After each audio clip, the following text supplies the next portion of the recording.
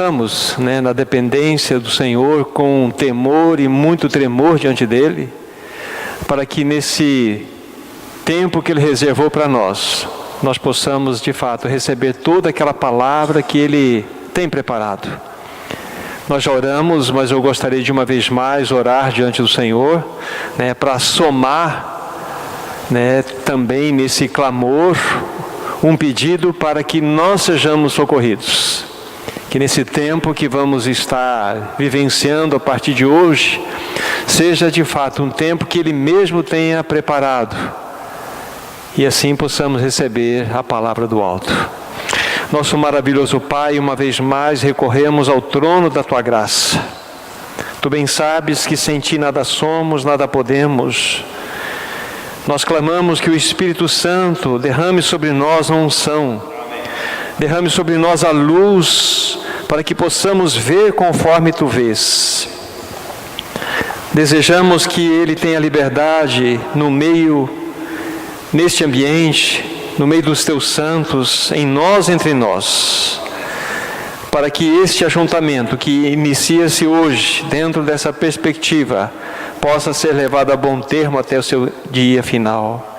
Fala-nos, pois o Teu povo deseja ouvir. Ajuda-nos, nós Te suplicamos, em nome do nosso amado Jesus Cristo. Amém, Senhor. Amém. Antes de nós lermos algumas porções das Escrituras Sagradas, permita-me dizer aqui algumas palavras introdutórias, até concernente ao tema que o Senhor levantou o coração dos irmãos aqui desta região. Não ameis o mundo. De fato, é algo extremamente necessário que toquemos nesse assunto. O que temos percebido, assim, em outras realidades, em outros contextos, é que, de fato, nós temos visto o mundo e seus tentáculos atingirem o povo de Deus de maneira inimaginável. E nós precisamos buscar o socorro da palavra do Senhor, para que, através desse socorro, através da palavra, nós possamos realmente estar protegidos nesse tempo do fim. Possamos estar cercados pela sua graça, para que nós estejamos isentados desse mundo. O Senhor Jesus quer que nós permaneçamos nesse mundo. Na sua oração dominical, né, dirigida ao Pai, Ele disse: não peço que os tires deste mundo, mas que os guarde do mal. E esse mal ali é um substantivo, é algo que refere-se ao maligno. Sejamos guardados desse mal. O Senhor não quer que nós saiamos. Primeiramente, o que Ele faz conosco? Ele nos tira deste mundo, pela obra do novo nascimento. Ele nos saca deste mundo. E depois de Ele nos tirar deste mundo, com a sua vida em nós, Ele nos envia para este mundo. Mas agora como aqueles que serão luz nesse mundo, que serão sal nessa terra. Então esse é o nosso objetivo, esse é o nosso propósito. E buscando diante do Senhor um caminho para que estivéssemos juntos nesse tempo, os irmãos vão perceber ao longo da mensagem qual é a tônica, o tópico que nós vamos estar enfatizando para os irmãos. Então nós vamos ler aqui algumas porções das Escrituras Sagradas e vamos avançar. A primeira delas, já fizemos uma leitura há pouco, encontra-se no texto-chave, que é 1 João capítulo 2. 1 João capítulo 2, versículo 15 a 17, para que tenhamos todo o contexto dessa passagem. Diz assim as Escrituras: não ameis o mundo, nem as coisas que há no mundo. Se alguém amar o mundo, o amor do Pai não está nele. Porque tudo que há no mundo, a concupiscência da carne, a concupiscência dos olhos e a soberba da vida, não procede do Pai, mas procede do mundo. Ora, o mundo passa bem como a sua concupiscência. Aquele, porém, que faz a vontade de Deus permanece para sempre. Segunda porção, Tiago capítulo 4, versículo 4. Bem pertinho aí, alguns livros para trás. Tiago 4, 4. A palavra de Deus assim diz: Adúlteros e adúlteras, não compreendeis que a amizade do mundo é inimiga de Deus? Aquele, pois, que quiser ser amigo do mundo, constitui-se inimigo de Deus. Uma outra versão, inclusive a minha, diz infiéis. Mas a palavra correta, quando a gente observa lá no seu sentido original, é essa expressão mais forte, né? Adúlteros e adúlteras, não compreendeis que a amizade do mundo é inimiga de Deus? Né? Aquele que quiser se constituir amigo do mundo, se torna inimigo de Deus, diz aqui a palavra de Tiago. Uma outra porção, Isaías capítulo 30, Isaías capítulo 30,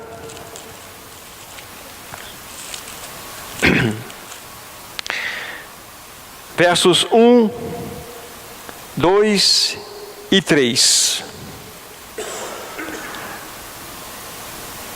Ai dos filhos rebeldes, diz o Senhor, que executam planos que não procedem de mim e fazem aliança sem a minha aprovação, para apresentarem pecado sobre pecado, que descem ao Egito, sem me consultar, buscando refúgio em Faraó e abrigo à sombra do Egito. Mas o refúgio de Faraó se tornará em vergonha e o abrigo da sombra do Egito em confusão. Nesse mesmo livro, é o próximo capítulo, capítulo 31, é o verso 1. Ai dos que descem ao Egito em busca do socorro, que se estribam em cavalos, que confiam em carros, porque são muitos, e em cavaleiros, porque são muito fortes, mas não atentam para o Santo de Israel, nem buscam ao Senhor.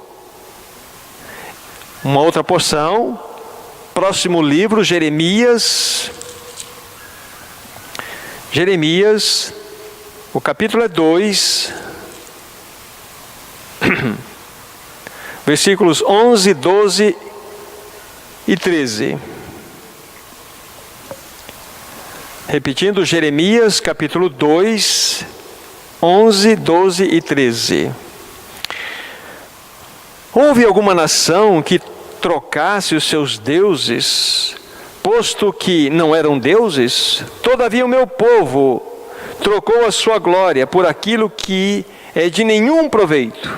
Espantai-vos disto, ó céus, e horrorizai-vos, ficai estupefatos, diz o Senhor, porque dois males cometeu o meu povo. A mim me deixaram o manancial de águas vivas, e cavaram cisternas rotas, que não retêm água. Então, estas as porções que nós temos para o registro até o momento. Permitam-me levantar algumas perguntas, meus irmãos. Nós vamos fazer algumas perguntas por um momento. Irmãos, o que leva um filho de Deus a amar o mundo? Porque quando João está escrevendo a sua carta, ele está dirigindo-se aos santos. Ele não está dizendo não ameis ao mundo para pessoas ímpias, e sim para aquelas pessoas que foram regeneradas. Então levantamos a seguinte e primeira pergunta: o que leva um filho de Deus a amar o mundo e se render aos seus prazeres? Porque facilmente os jovens, não somente os jovens, mas muitos do povo de Deus, se encantam, se rendem às delícias que este mundo, aos encantos que este mundo oferece. São perguntas. Será a falta de contentamento? Será uma falta de paz interior? Será a falta de um descanso espiritual? Oh, meus irmãos e irmãs, o que leva um cristão a descer ao Egito e buscar socorro, e buscar confiança? E bem sabemos que o Egito é uma figura do mundo. É uma figura do mundo. E bem dentro daquele contexto que nós observamos na leitura, Isaías estava então exortando especificamente o povo de Jerusalém, porque a Síria estava pronta para invadir Jerusalém. com Senaqueribe. Isaías então levou o povo a um posicionamento muito claro diante de Deus, que eles deveriam ter uma postura tal que Deus então iria livrá-los dessa situação. Só que o povo entrou numa convulsão, numa comoção e começou a ficar muito perturbado. E muitos ameaçaram: nós vamos buscar socorro no Egito, lá em Faraó. É por isso que tem aquela exortação nos 2 capítulos 30 e 31. Ai daqueles que descem ao Egito e buscam confiança, buscam segurança nos costados de Faraó e não buscam ao Senhor. Por que será que muitos cristãos descem ao Egito? Só para que nós tenhamos um final dentro desse contexto que eu levantei de Isaías, pela infinita bondade de Deus, depois vocês podem, desejando assim, a partir do capítulo 36 de Isaías, vocês vão perceber como que Deus de maneira miraculosa livrou a Jerusalém de ser tomada pelos assírios. 100 anos mais tarde, que é o tempo da vida de Jeremias, então é que vem Babilônia com Nabucodonosor e leva cativo toda a Jerusalém para a Babilônia. Mas o que leva, queridos irmãos, o que leva um cristão a descer a este mundo e buscar ali a satisfação da sua vida? O que leva um filho de Deus a ter aquela postura que eu mencionei aqui, a se encantar com as delícias que esse mundo pode produzir? Irmãos e irmãs, o que motiva um santo que foi comprado pelo precioso sangue de Cristo Jesus a preferir a beber de fontes de águas sujas, águas salobas, deixando de lado o verdadeiro manancial da vida que é o Senhor? O que leva um cristão, um filho de Deus, a desprezar o verdadeiro manancial da vida? O que leva? Estamos levantando bastante perguntas de maneira proposital. E o ponto principal, que já vou dar uma pequena colocação para vocês, é bem no início de 1 João. Não ameis. Não ameis. Aí diz o mundo. Por que muitos de nós amamos o mundo? Essa é a grande questão. E nós temos que ter absoluta certeza, amados irmãos, que os tentáculos deste mundo já alcançaram o povo de Deus. De um modo geral, não estamos falando daquele outro grupo, não. Mas os tentáculos do mundo já chegaram no meio do povo de Deus. E graças ao bom Deus, por que nós estamos estudando isso? Porque Deus tem levantado no coração de irmãos uma preocupação em relação a este assunto. E nós precisamos ser, de fato, socorridos pelo Senhor, para que nós não sejamos, então, presas fáceis desse mundo caído. Não há a menor dúvida, amados irmãos e irmãs, a igreja, de um modo geral, ela está misturada. Nós não temos adequadamente testemunhado do Senhor. Não temos adequadamente anunciado a sua palavra. Sabe por quê? Porque o coração de muitos dos cristãos está dividido. É um coração dividido. É um coração que, em algum momento, deseja as coisas do Senhor, mas em grande parte de outros momentos tem a sua ligação clara, afetivamente falando, com este mundo. Por que a igreja cada vez mais tem se tornado como ou parecida com o mundo? Resposta. Uma primeira resposta: nós amamos aquilo que é importante para nós. Nós amamos aquilo que nós julgamos valer a pena. Esse é o ponto.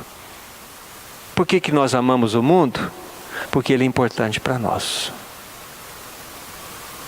Por que nós temos um relacionamento com o mundo? porque nós entendemos que o mundo vale a pena. Esse mundo é atrativo, queridos irmãos e irmãs. Por que então nós amamos o mundo? Porque ele é importante para nós. Agora, lembre-se que uma das citações feitas foi o livro de Tiago, capítulo 4, versículo 4. E a expressão forte no livro não é infiéis. Lá no seu original é adúlteros e adúlteras. E fala da amizade. Sabe por quê? Por que o Espírito Santo trouxe esta palavra tão forte ali? Porque a relação com esse mundo, do ponto de vista da palavra de Deus, é uma relação espiritual. Não hoje, não amanhã, mas depois nós estaremos vendo que este mundo é uma entidade espiritual, lógico, caída. E qualquer relacionamento que nós tivermos com esse mundo é um adultério, segundo as Escrituras Sagradas. Então veja como o assunto é tremendamente sério. E o mundo é extremamente sutil. O mundo tem as suas maneiras de como acessar o nosso coração, de como cativar a nossa mente, de como tragar a nossa vontade para ele. Agora, levantamos muitas perguntas, fizemos um apanhado diagnóstico.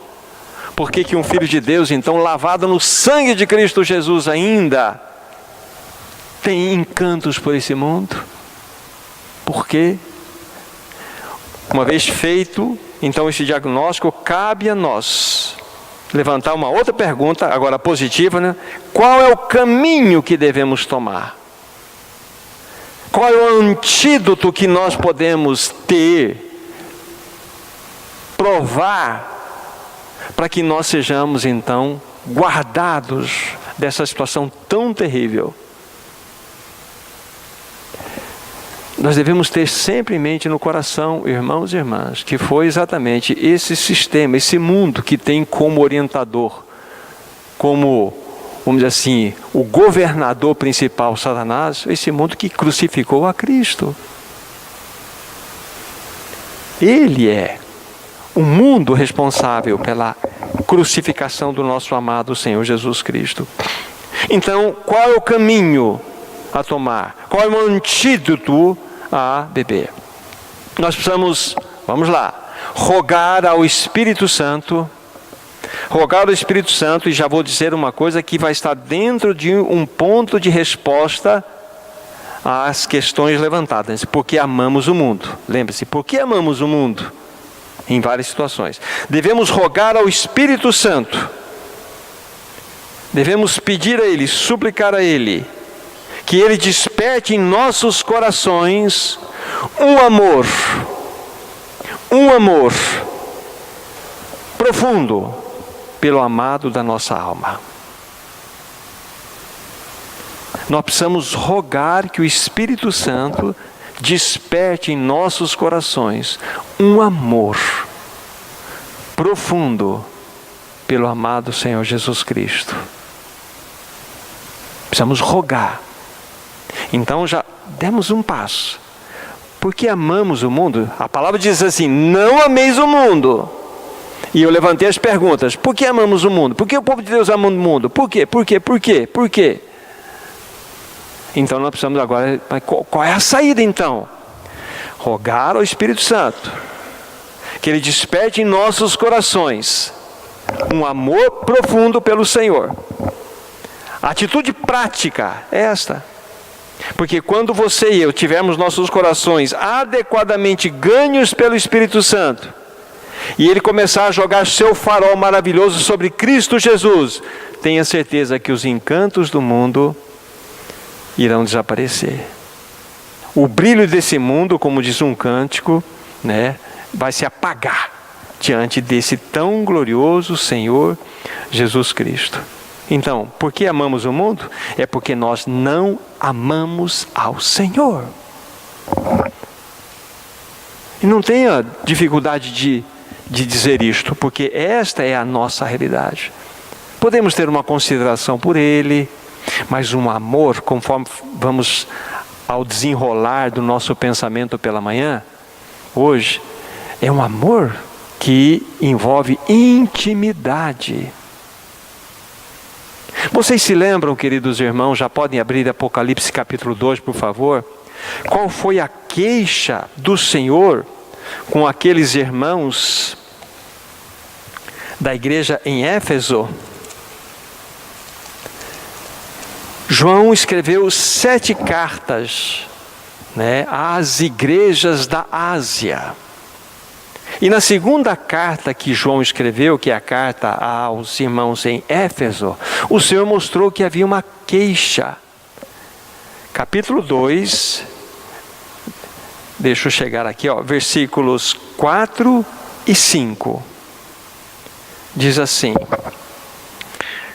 tenho, porém, contra ti, que abandonaste o teu primeiro amor. E o início do versículo 5, lembra-te, pois, de onde caíste. Aqui está. Textos como este, queridos irmãos e irmãs, precisam ser lidos também com o nosso coração. Quem está dizendo essas palavras é o próprio Senhor. Veja que a queixa dele é uma queixa bem pontual. Ele não está dizendo, tenho porém contra ti que deixaste de evangelizar, porque eles faziam isto. Ele não está dizendo aqui, tenho porém contra ti que deixaste de me servir, porque eles serviam. Leiam essa carta, vocês vão verificar, que é uma carta que tem muitos elogios maravilhosos. Mas havia algo que realmente trazia um peso no coração do nosso Senhor. Tenho, porém, contra ti que abandonaste o teu primeiro amor. E isso fala-nos de algo chamado intimidade. Sem intimidade com o Senhor, nós não poderemos desenvolver um relacionamento com Ele. E se nós não desenvolvermos um relacionamento com Ele, nós não iremos amá-lo. Então vamos construindo nossos pensamentos aqui. Muito importante. Vale sempre dizer o seguinte: a palavra de Deus diz lá no seu texto principal para nós: não ameis o mundo, porque você e eu ainda temos ligações, às vezes um pouco mais, um pouco menos. Mas por que o nosso coração é cativado para o mundo? Resposta: porque nós não amamos ao Senhor.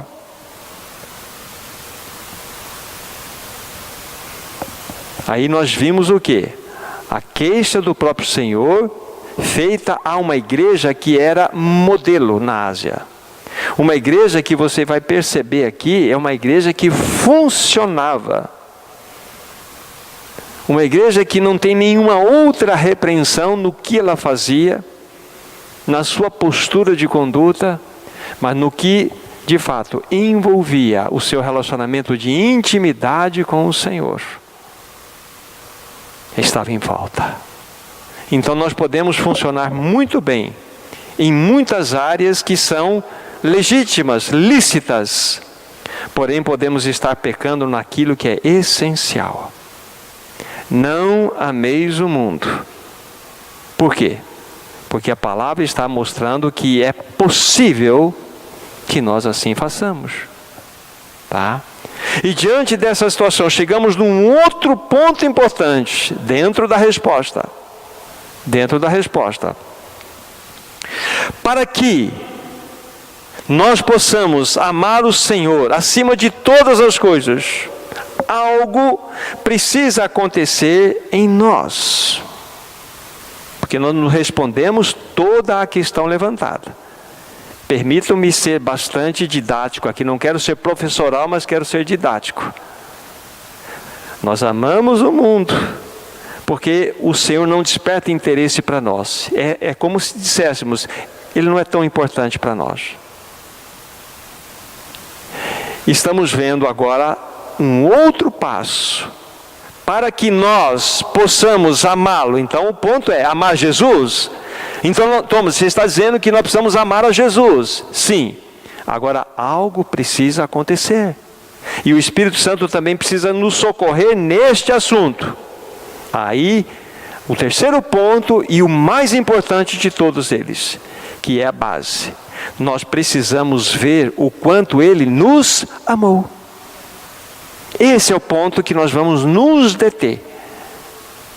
Será que nós mensuramos o quanto verdadeiramente Ele nos amou? Será que nós temos a noção do preço que Ele pagou para que nós fôssemos resgatados, queridos irmãos e irmãs? Então, da mesma forma que precisamos da luz do Espírito Santo para ser despertado em nossos corações o amor profundo pelo Senhor, esse mesmo Espírito Santo vai mostrar, vai trazer luz para nós, para que nós vejamos o quanto Ele nos amou. Aí nós fechamos a equação. Tudo começa lá, não ameis o mundo, porque amamos o mundo. A situação seguinte, porque nós de fato não amamos o Senhor. Mas por que nós não temos amado o Senhor adequadamente? Porque ainda não temos uma clareza dada pelo Espírito Santo referente ao quanto Ele nos amou. O Espírito Santo em nós, Ele lança o seu farol e vai nos demonstrar o profundo amor que Jesus exerceu por nós. Queridos irmãos e irmãs, Ele pagou um preço elevadíssimo para nos salvar. Um preço muito alto. Muito alto. E nós pouco sabemos deste preço. E é isso que nós vamos tratar. Nas outras reuniões, nos outros encontros, nós vamos falar de aspectos que estão circundados a este assunto que vamos tratar hoje, amanhã, talvez depois, mas como fundamento, porque eu digo com absoluta convicção no coração, o Espírito Santo abrindo os nossos olhos e nós conseguirmos enxergar a face de amor do Senhor, vai ser despertado no nosso coração um amor tão profundo pelo Senhor, tão profundo, que este mundo vai perder todo o seu brilho, todo o seu brilho. A sua vida vai ser cativada por um Senhor que verdadeiramente te amou. E nós vamos considerar este amor. Este amor precisa nos tocar, precisa quebrar toda a frieza, dureza do nosso coração, para que nossos corações sejam ganhos para Ele mesmo. Irmãos, o Espírito Santo, Ele vai nos mostrar que Cristo chegou às últimas consequências, para que você e eu pudéssemos ser objetos do seu amor, para que você e eu pudéssemos ser livres de uma condição de escravos, e nesta situação nos deixar completamente libertos nele mesmo. Até onde o Senhor foi para demonstrar o seu amor por você? Essa é a grande questão. E eu vou falar agora 3 coisas para vocês. Primeiro, lembre-se que Jesus chegou às últimas consequências para demonstrar o seu amor por você. Primeiro, pode abrir lá, Filipenses capítulo 2, do versículo 6 em diante.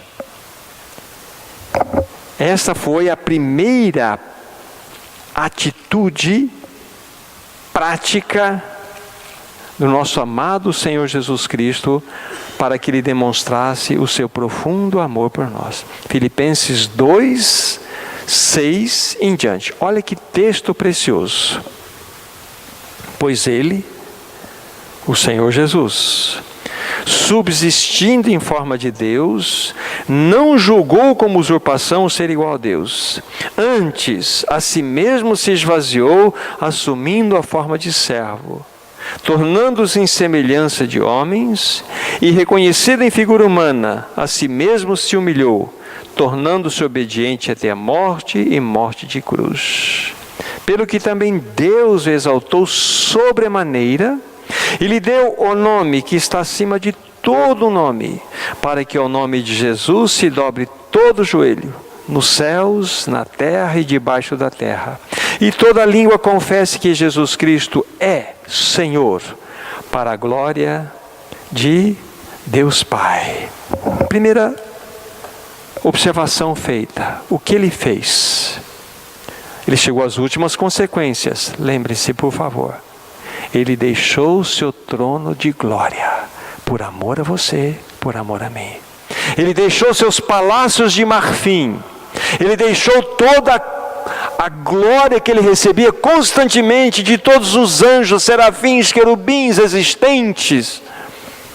Ele deixou o seu manto real, a sua glória, a coroa que estava sobre a sua santa cabeça.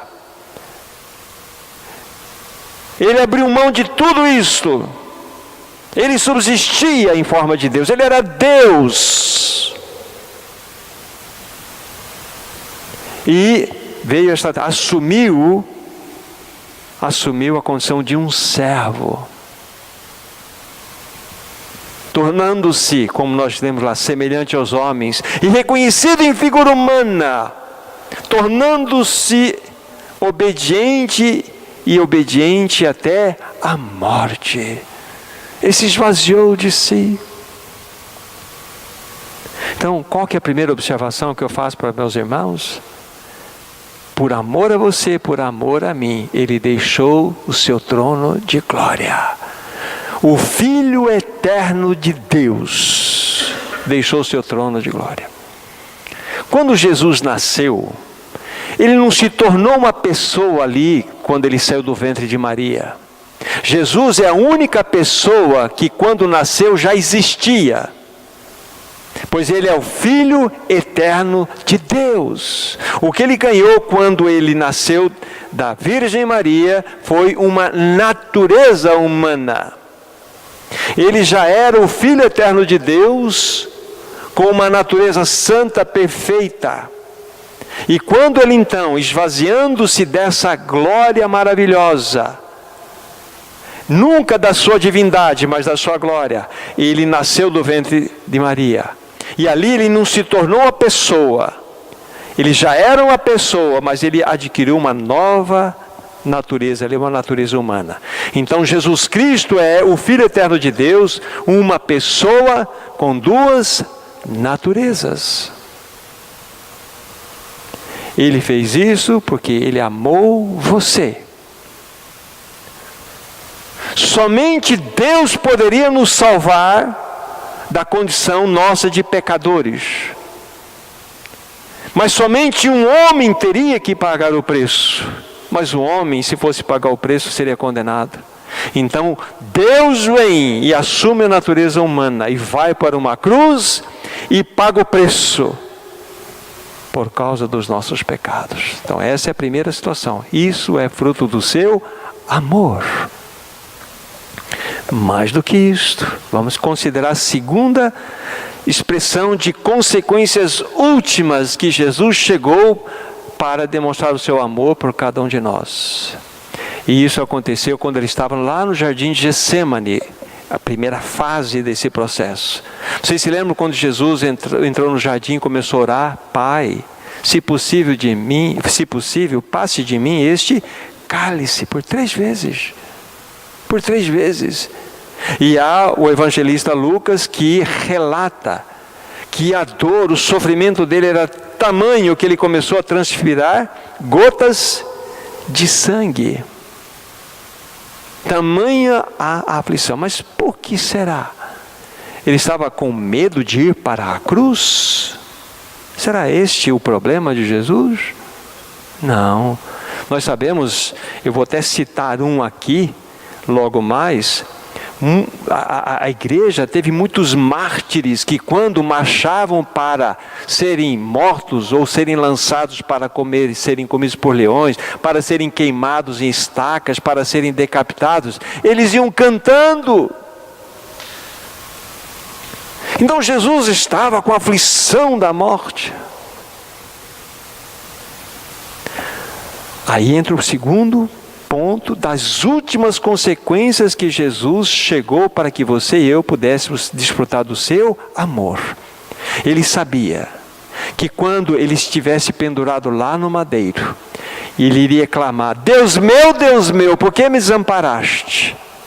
Os nossos pecados estariam sobre ele. Veja que ele não chamou Deus de Pai, chamou Deus de Deus, porque ali haveria, e como houve, uma interrupção de uma comunhão eterna, que ele sempre desfrutou com o seu Pai. Então ele, no seu coração,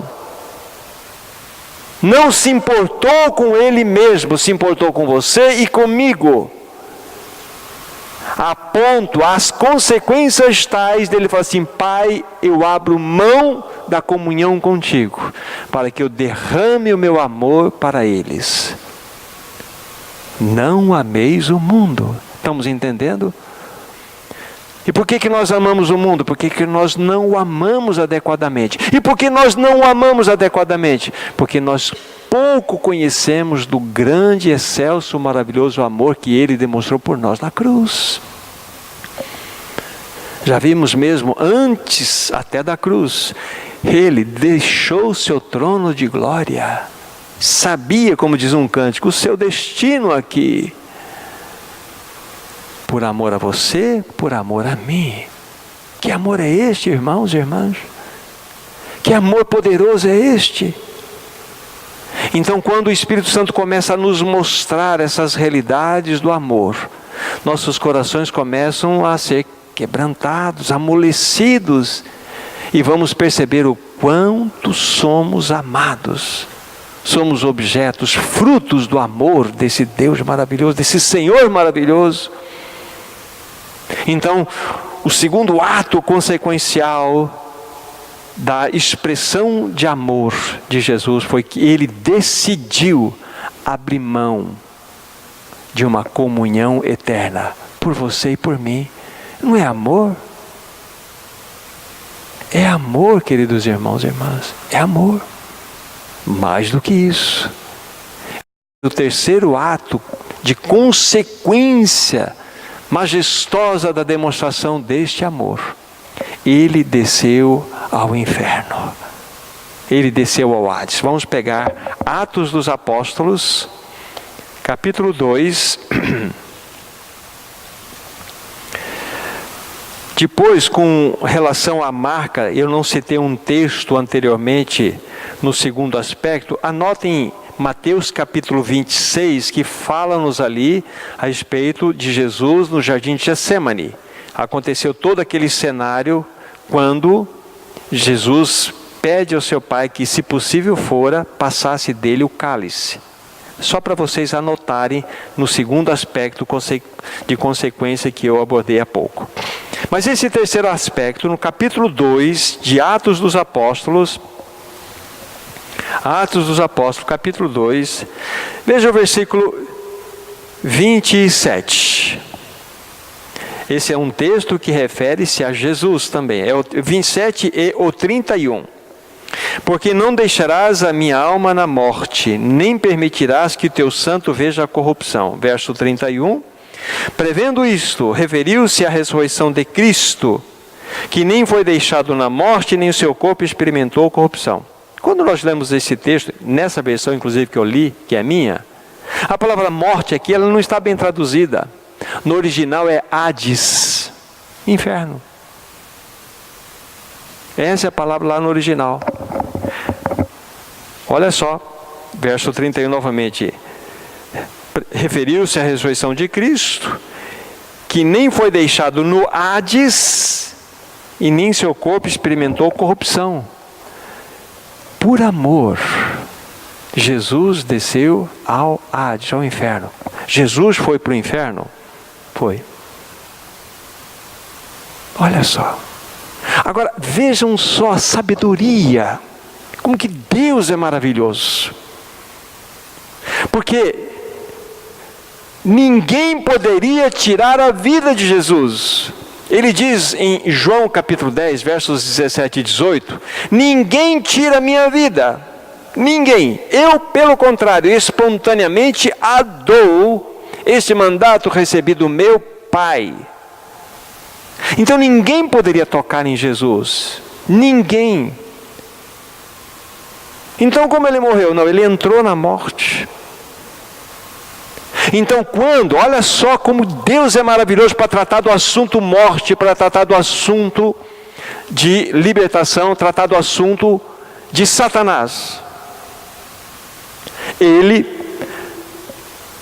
no seu Filho, naquela cruz, sobre ele, o manto do nosso pecado foi colocado. Todo o pecado de imundícia, sujeira, podridão, aquilo que você possa imaginar, como o texto diz, lascívia, concupiscência, tudo isso foi colocado sobre Jesus. É por isso que houve um rompimento de comunhão. Ele não foi contaminado, nenhuma célula única de Jesus foi contaminada, nada. Mas sobre ele os nossos pecados foram colocados. Então a morte veio sobre ele. E porque a morte veio sobre ele, então ele desce o Hades, porque nós merecíamos ir para o Hades. Então ele se encontra lá. E a morte só tem poder de reter o que o pecado tocou. O pecado tocou em Jesus? Não. Não tocou. Agora abram, por favor, Apocalipse capítulo 1. Apocalipse capítulo 1.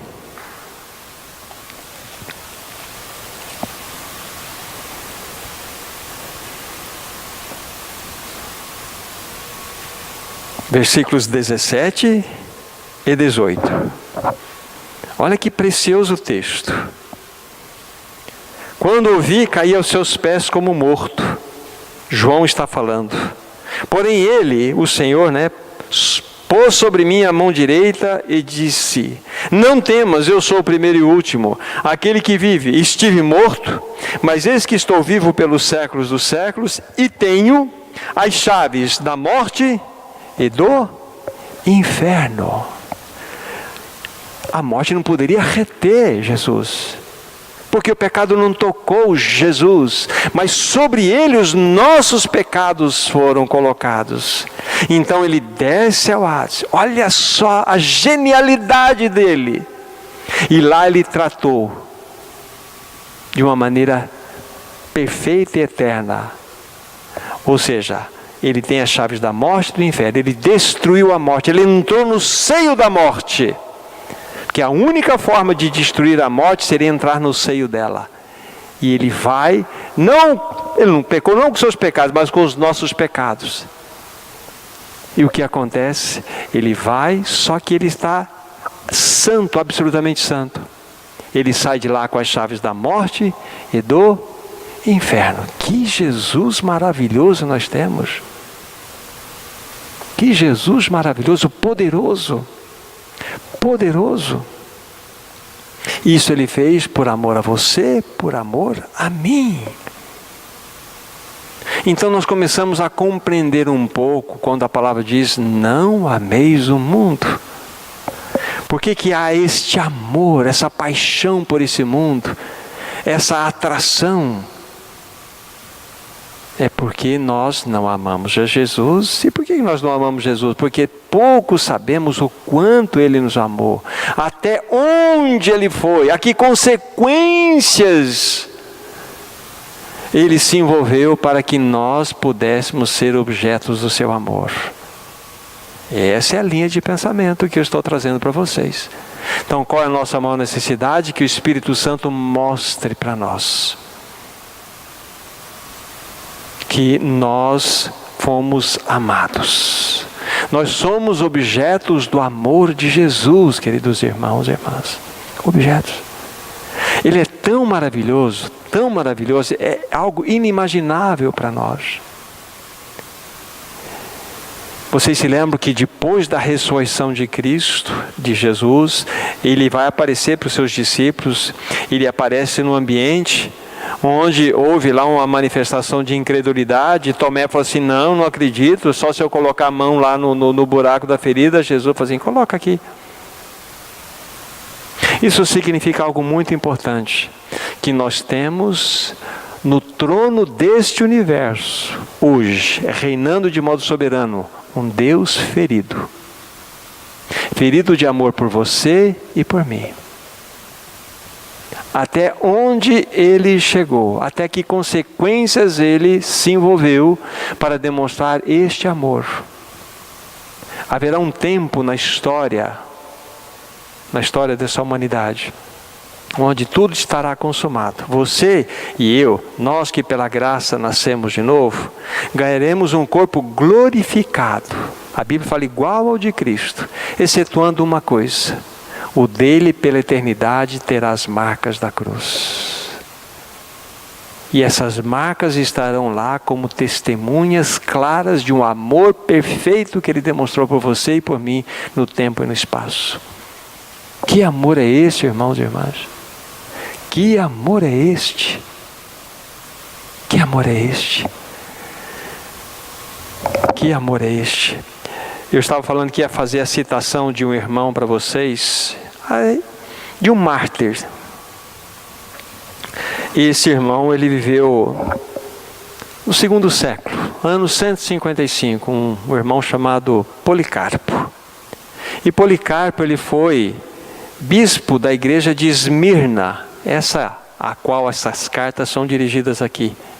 E dentro daquele segundo século, o imperador que reinava, o imperador romano que imperava ou reinava era Trajano, um duro e massacrador, um perseguidor dos santos, porque exigia-se a adoração a César, exigia-se a adoração ao imperador. E os cristãos, sabe do que eles eram acusados? Por incrível que pareça, de ateus, por não se curvarem ante o panteão, ante os deuses romanos, ante César. Eles eram acusados de ateus. Morte aos ateus, morte aos cristãos. E entra então Policarpo nessa cena. Então descobre-se então numa situação, descobre-se onde ele estava, ele é levado diante das autoridades. E as autoridades diziam o seguinte: não, Policarpo, você pode continuar adorando Jesus, não tem problema não, só fala assim, César é Senhor, aí vira as costas e vai embora, você nem precisa dar bola para esse não. Eu falei assim, não é assim. Aí eu vou ler para vocês virem o que ele falou. Faz 86 anos que eu sirvo ao meu Senhor, e ele nenhum mal me fez. Como hei de negar, de maldizer o meu rei, que me amou e me salvou? E as suas últimas palavras em oração antes de morrer foram: Senhor Deus soberano, dou-te graças porque me consideraste digno deste momento, para que junto aos teus mártires eu possa ser parte no cálice de Cristo. Por isso eu te bendigo e te glorifico. Amém.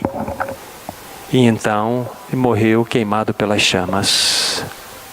Que coisa impressionante.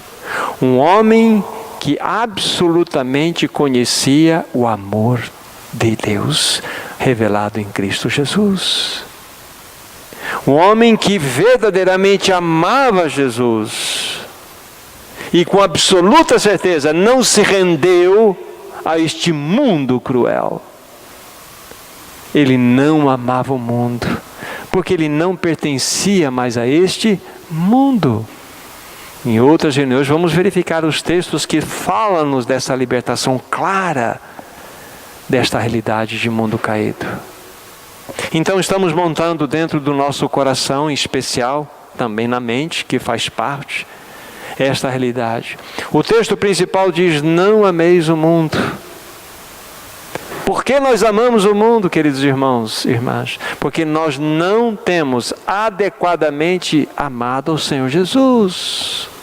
Então nós precisamos da graça, precisamos do que o Espírito Santo jogue luz sobre nós, para que nós possamos amar a este Senhor de um modo especial.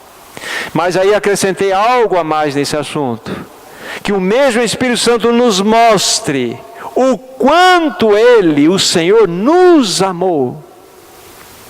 Aí nós temos a equação fechada. Porque na medida em que recebemos isto do Senhor, na medida em que recebemos esta revelação, então esse mundo completamente vai perder o seu brilho diante de nós. E como há pouco falei, este mundo, e a gente vai estar falando sobre isso, é muito mais do que os toques materiais que nós temos por aí, os aspectos criacionais. Esse mundo é uma entidade espiritual caída. Tá, deixe-me adiantar algo para vocês. A igreja, vou fazer uma relação, a igreja e o mundo aqui. A igreja é uma entidade espiritual.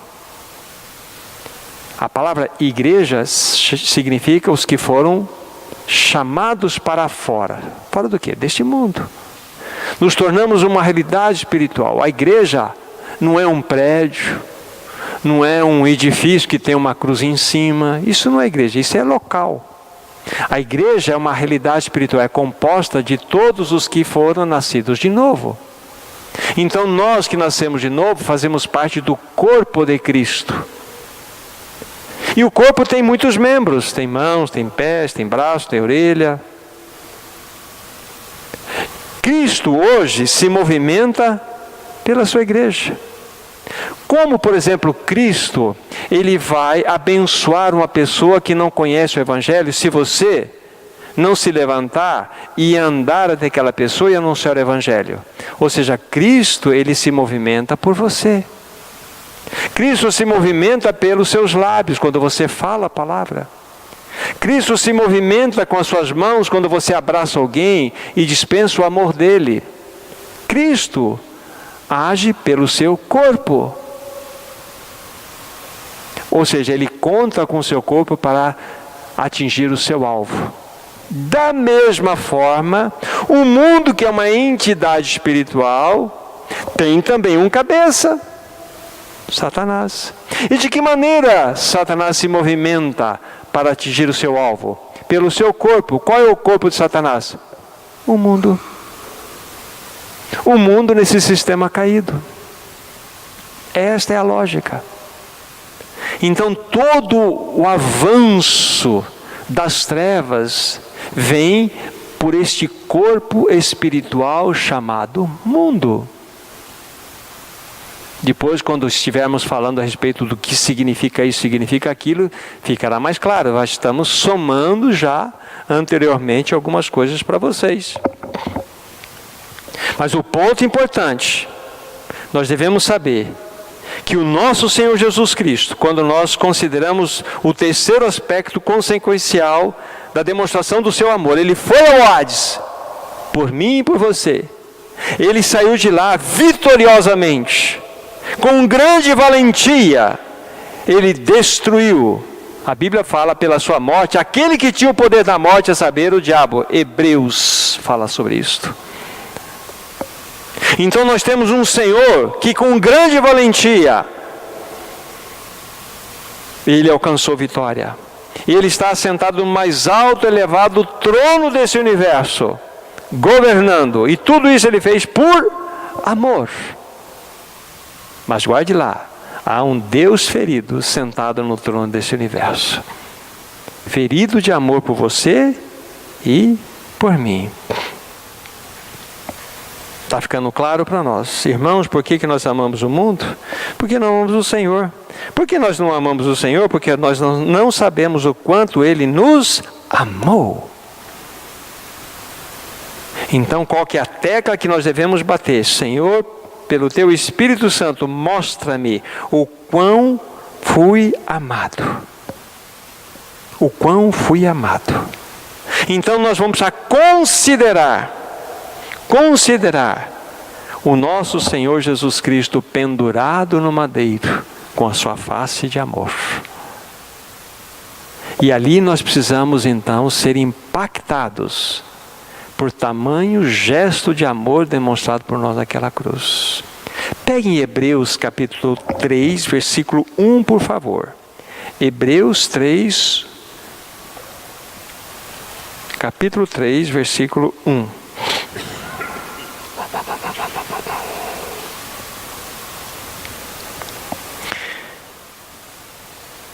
Veja, impressionante aqui. Por isso, santos irmãos, que participais da santa vocação, considerai atentamente o apóstolo e sumo sacerdote da nossa confissão, Jesus. Por que eu peguei esse texto aqui? Eu quero falar de uma palavra especificamente que aqui está colocada, que é a palavra considerai. Quando Andrew Murray, ele tem um livro, ele escreveu um livro para comentar, é um comentário sobre o livro de Hebreus, ele trata dessa palavra de uma maneira muito interessante que eu queria compartilhar com vocês. Essa palavra considerar, quando nós pegamos a sua origem latina, ela é composta de duas outras palavras, com e a outra palavra sidus, S-I-D-U-S.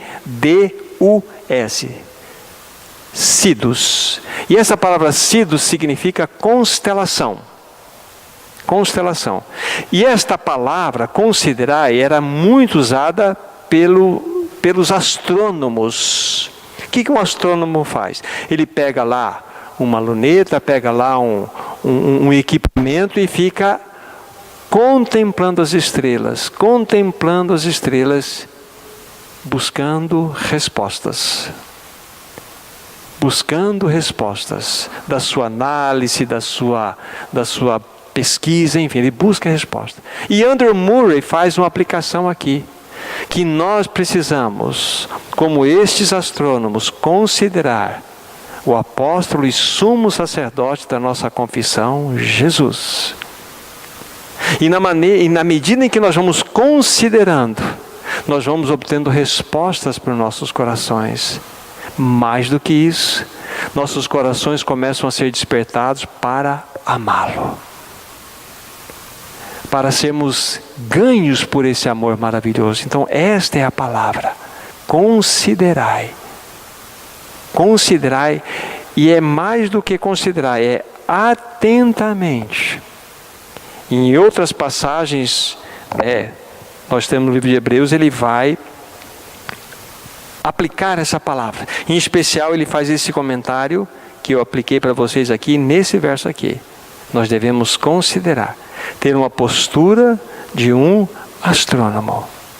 Considerar o apóstolo e sumo sacerdote da nossa confissão, Jesus. Tá? E é exatamente isso, queridos irmãos e irmãs, que nós iremos fazer em algumas reuniões iniciais que teremos.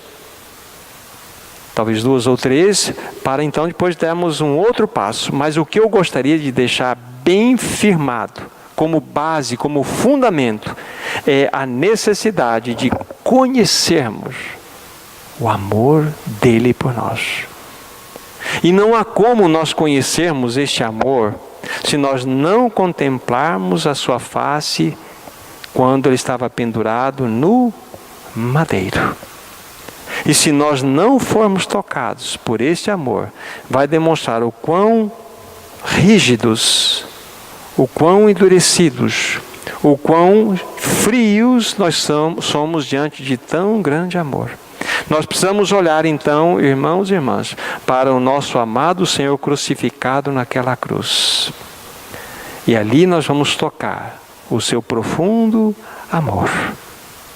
E quando nós estivermos fazendo isto, nós vamos fazer isto hoje à noite, começar hoje à noite.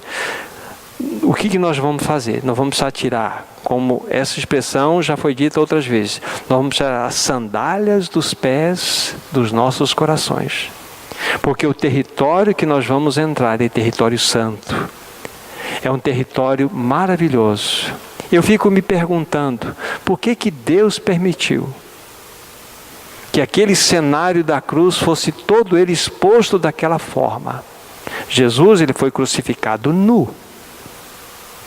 Lógico, quando nós vemos nas representações, por uma situação de respeito, se coloca ali um pano, uma tanga para...